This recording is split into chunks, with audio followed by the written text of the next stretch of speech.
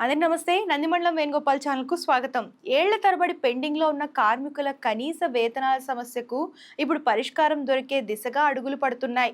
తెలంగాణ ముఖ్యమంత్రి రేవంత్ రెడ్డి తీసుకున్న నిర్ణయంపై వామపక్ష పార్టీలే స్వయంగా ధన్యవాదాలు చెప్పడం ఇప్పుడు రాష్ట్ర రాజకీయాల్లో హాట్ టాపిక్‌గా మారింది.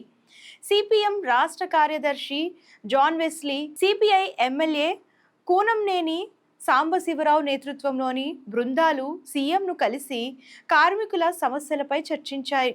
ఈ సందర్భంగా సీఎం రేవంత్ రెడ్డి చేసిన వ్యాఖ్యలు ఇప్పుడు రైతుల్లో కొత్త నమ్మకాన్ని పెంచుతున్నాయి. కేంద్ర ప్రభుత్వం మద్దతు ధరలు ప్రకటించడం తప్ప కొనుగోలు చేయడం లేదని విమర్శించిన సీఎం, తెలంగాణలో రైతు పండించిన ప్రతి గింజను ప్రభుత్వమే కొనుగోలు చేస్తుందని స్పష్టం చేశారు.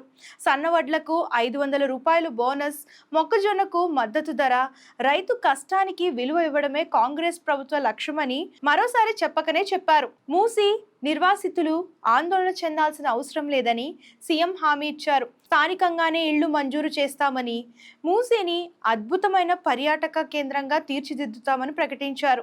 ప్రభుత్వ విద్యను పూర్తిగా ప్రక్షాళన చేస్తామని, విద్యారంగంలో భారీ మార్పులు తీసుకువస్తామని సీఎం వెల్లడించారు. రైతు, కార్మికుడు, విద్యార్థి, సాధారణ ప్రజల కోసం పనిచేస్తున్న ప్రభుత్వం ఇదేనంటూ కాంగ్రెస్ నేతలు చెప్తున్నారు.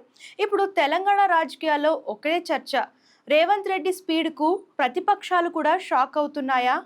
ప్రజల కోసం తీసుకున్న నిర్ణయాలకు, రాజకీయాలకు అతీతంగా మద్దతు లభిస్తే అదే నిజమైన పాలన అంటున్నారు తెలంగాణ ప్రజలు.